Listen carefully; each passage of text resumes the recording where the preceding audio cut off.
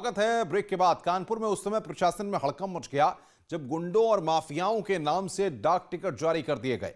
कानपुर के प्रधान डाकघर में मुन्ना बजरंगी से लेकर छोटा राजन के नाम से डाक टिकट जारी किए गए और इस खबर को न्यूज 18 ने प्रमुखता से दिखाया, जिसके बाद हमारी खबर का असर हुआ। उस वक्त प्रशासन में हड़कंप मच गया जब गुंडा माफियाओं के नाम से डाक टिकट जारी कर दिए गए। कानपुर के प्रधान डाकघर से मुन्ना बजरंगी, छोटा राजन के नाम से टिकट जारी किए गए। दरअसल माई स्टैंप योजना के तहत स्टैंप छापे गए थे।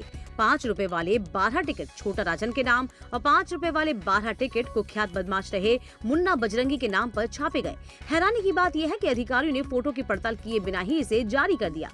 विवाद सामने आया तो आला अधिकारियों ने गलती मानी और कहा कि दोषियों पर सख्त कार्रवाई होगी। इसमें कस्टमर के स्तर पर भी जिम्मेदारी होती है। कोई इस तरह किसी डिस्प्यूटेड या छवि खराब करने वाले की कोई माई स्टैम्प ना बनवाए। लेकिन हमारे यहाँ जो काउंटर पे भी स्टाफ है वो उनको भी इसके लिए सजग होना चाहिए और हम लोग इसके लिए जो है जांच करवा रहे हैं और इसमें जो भी आवश्यक कार्रवाई है वो जांच के उपरांत हम लोग निश्चित रूप से करेंगे। मामला मीडिया में आने के बाद से हड़कंप मच गया। हालांकि यहाँ के पोस्ट मास्टर जनरल जांच के पास तो कह रहे हैं, मगर सबसे बड़ा सवाल कि आखिर उन लोगों पर कब कार्रवाई होगी जिनकी लापरवाही से इतनी बड़ी चूक हुई।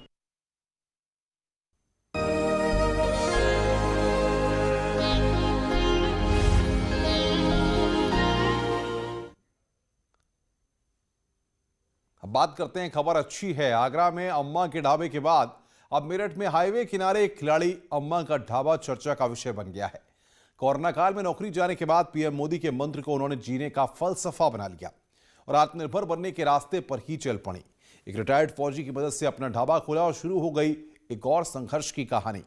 हालांकि अभी भी उन्हें सरकार से आर्थिक मदद की दरकार है।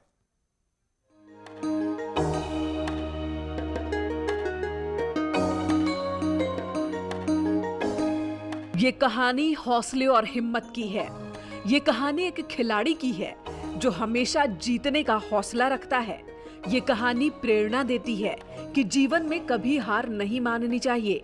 देश के लिए मेडल जीतने वाली ये महिला खिलाड़ी स्कूल में बतौर कोच तैनात थी, लेकिन कोरोना काल में उन्हें अपनी नौकरी से हाथ धोना पड़ा।